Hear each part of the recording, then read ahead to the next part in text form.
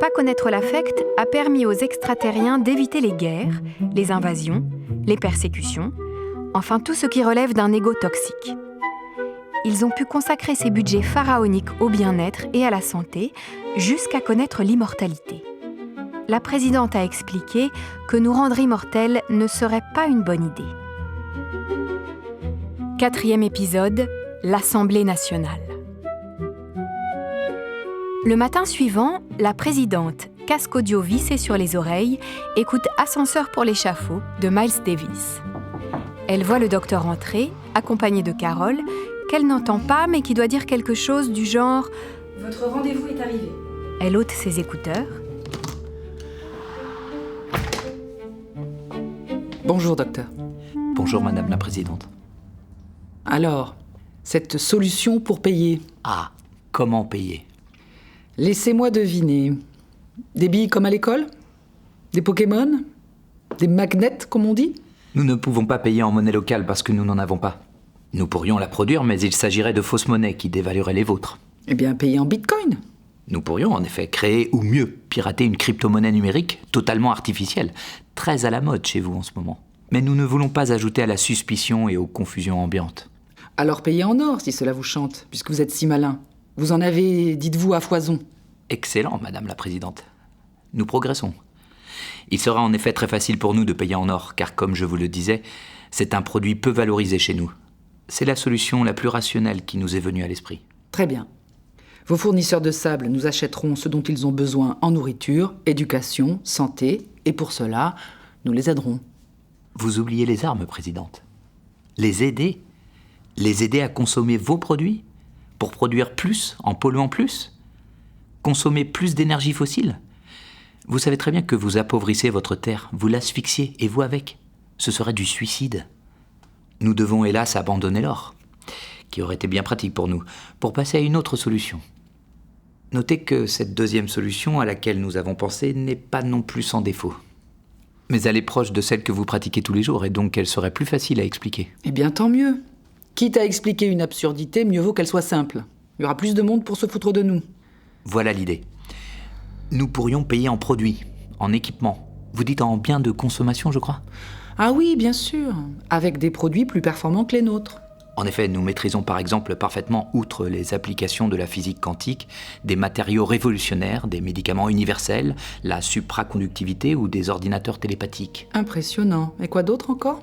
Mais tout ceci nous ramène au cas précédent et ne ferait qu'accroître votre consommation en énergie, alors que vous vivez déjà au-dessus de vos moyens. D'accord. Je sais ce que vous pensez. Peut-être. En tout cas, moi, oui. Je sais ce que vous pensez. Je sais que vous savez. Je dois bien me rendre à l'évidence que vous êtes face à moi, bonne apparence, courtois, mais je ne sais rien de vous ni de votre terre. Seulement que vous semblez très développé et que vous n'avez pas de problème écologique. Nos deux terres ont connu la même histoire, la même genèse. Nous nous ressemblons et pourtant. C'est parce que nous n'avons jamais connu l'affect et les égos surdimensionnés que nous avons fait l'économie des dépenses militaires, pour tout miser sur la recherche pour améliorer nos vies. Ni de budget dépendance, pas d'égo démesuré, je sais. Imaginez ce que vous auriez pu faire si tous les budgets militaires, depuis l'aube des temps, avaient été investis dans la recherche, le développement, l'innovation, la solidarité. Vous posiez la question du financement de la recherche pharmaceutique. Voilà un élément de réponse. Et en plus, il vous resterait de l'argent pour l'éducation, la justice, la paix, l'écologie, et même pour l'entretien du patrimoine. Ou le dressage de pucerons. Mais nos budgets sont des budgets de défense. Il faut bien assurer notre sécurité. Aujourd'hui, bien sûr qu'avoir la capacité de se défendre est légitime. Surtout face au terrorisme et au fanatisme de toutes sortes, je vous le concède. Mais qui arme vos ennemis ? Nous. On produit toutes les armes, pour nous et pour nos assaillants. Armes dont la production et l'usage font vivre des millions de personnes dans le monde. Supprimer la fabrication d'armes, et c'est un pan entier de l'économie qui s'écroule. Oui, et pas que. Pardon ? Sans le gène du va-t-en-guerre, c'est aussi tout votre cinéma et votre littérature qui seraient dévastés. C'est-à-dire ? Eh bien, retirez tous les scénarios, les pièces et romans inspirés de faits de guerre ou de violence. Et c'est le cinéma, le théâtre, la bande dessinée, la science-fiction qui perdent l'essentiel de leur production, de leur inspiration. Ajoutons une grande partie de l'industrie des jeux vidéo. Alors, il vaut mieux continuer, car tuer permet à trop de gens de vivre. C'est le paradoxe. À propos de paradoxe, si vous avez décidé de rester mortel, n'est-ce pas là le signe de Dieu ? Il n'y a pas de mal à croire en un monde meilleur après la mort. Ni à croire en un monde meilleur avant la mort. Vous confirmez que nos scientifiques sont sur la bonne voie ? Nous suivons vos progrès et vos déplacements de près. Vous êtes sur la bonne piste, en effet, notamment celle de travailler ensemble sur des sujets ambitieux, fédérateurs et d'avenir. Vous êtes impressionnants quand vous travaillez ensemble. Pourquoi vous en privez si souvent ? Vous ne direz rien de plus sur votre origine. Décidément. Pour revenir à la discussion d'hier, votre destin vous appartient. Très sincèrement, quel que soit votre avenir, on s'en fout un peu. Et tant que vous ne représenterez pas de menace pour nous... Pourquoi représenterait-on une menace ? Parce que c'est historique chez vous. Presque génétique. Toute expédition est associée à une invasion. Vous parlez bien de conquête spatiale. Conquête du latin populaire conquesitum, ce qui veut dire chercher à prendre. Et vous ? Non. Non, on ne vient pas vous aimer, ni vous éduquer, ni vous civiliser, ni vous sauver, ni vous attaquer, ni nous venger. De quoi d'ailleurs ? On s'en fout. Pas d'affect, pas d'ego. On vient faire du commerce, point. Puis on repart. C'est un peu court, jeune homme. Pas de traces alors. Eh oui, côté traces, vos conquêtes, comme vous dites, avaient pour objectif d'en laisser des traces. Des traces de civilisation, monsieur. Oui, à quel prix ? Pas nous. Nous, on achète, on part, ni vu ni connu. Facile à dire. Admettez que votre présence peut me poser des questions. Est-ce que je suis en train de rêver ? Mais je dois bien me rendre à l'évidence que vous êtes là, face à moi. Et encore, n'est-ce pas un artefact ? Une apparition ? Peut-être n'êtes-vous qu'un songe ? Le songe du marchand de sable. Tiens, à propos de marchand de sable, vous êtes client, je crois. De silicium, en effet. Ah oui, le commerce du silicium. Je me vois expliquer la situation à l'Assemblée nationale. J'imagine la scène. La présidente mime son intervention devant les députés comme si elle y était. Mesdames et messieurs les députés. Silence, silence. Mesdames et messieurs les députés, je veux vous informer d'un sujet de la plus haute importance. De votre démission ? Enfin ! Vous voulez changer le nom de la place Vendôme ? Du calme, chers collègues. Je vous en prie, Madame la Présidente. Eh bien voilà, en 2 mots, j'ai été approché par un extraterrestre. Ça fait 6 mots. Extraterrestre, un membre de votre parti sans doute. Ça promet. Les extraterrestres comme dans les films ? Oui, enfin non, pas comme dans les films. Ceux-là sont bien habillés comme nous, enfin comme certains d'entre nous.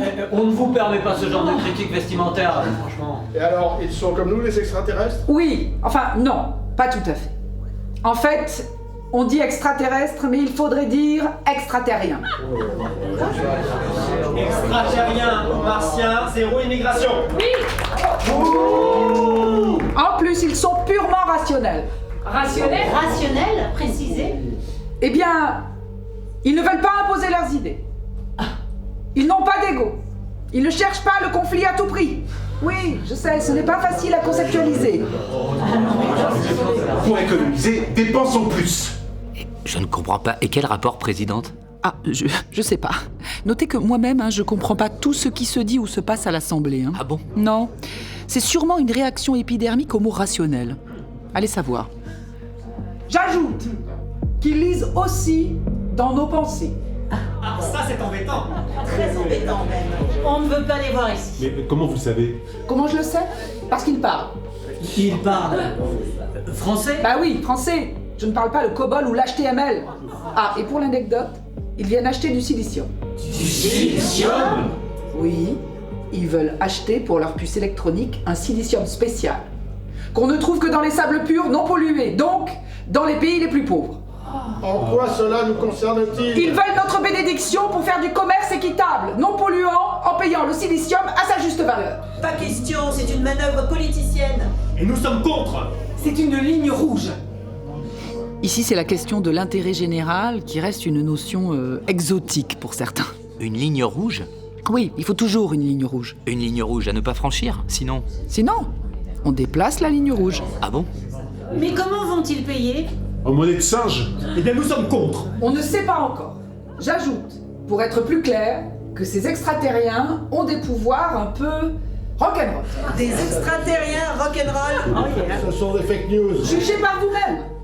Ils peuvent mettre à l'arrêt l'ensemble des systèmes de défense du monde entier, Ceux-là même qui ne les ont pas détectés. Et mettre en panne tous les réseaux sociaux ou Internet. Incroyable. La panne mondiale d'Internet, c'était eux? Mais pas les machines à café. Les machines à café leur résistent. Waouh, ça c'est rock'n'roll. Ah, je vous rassure, ils ne veulent pas prendre votre place. Ils ne veulent pas être des dieux. Eh oui, ça aussi, ça peut surprendre. Docteur, non. Non, je ne me vois pas leur expliquer ça, au risque de passer pour une illuminée. Bravo, présidente. Merci pour cette session imaginaire, puisque vous n'avez pas le droit de vous exprimer à l'Assemblée nationale. Oui, et c'est tant mieux. On s'y voyait. Mais pour l'instant, je vous le rappelle, nous voulons œuvrer en toute discrétion. Gardons notre discussion confidentielle. Notre commerce doit rester discret. Oui, je sais. Ne pas être pris pour des messagers. Remarquez, si vous traitez du sable en plein désert, vous ne risquez pas de déranger beaucoup de monde. C'est un peu la définition du désert. Rien, ou presque. Mais dites-moi, rassurez-moi, je ne suis pas la seule personne dont vous pourrissez la vie. Les autres pays sont concernés aussi. Oui, ne vous inquiétez pas. En ce moment, la même scène se répète à Pékin, Moscou, Washington, Londres, Tokyo et Berlin. Je ne sais pas si cela me rassure finalement. Ce serait peut-être mieux que je sois seule à délirer. Le téléphone jaune sonne. Vous allez bientôt avoir des nouvelles de vos collègues chefs de gouvernement. Oui, Carole. C'est la Maison Blanche à Washington, Madame la Présidente. Très bien, je prends. Je vous laisse, Madame la Présidente. À demain.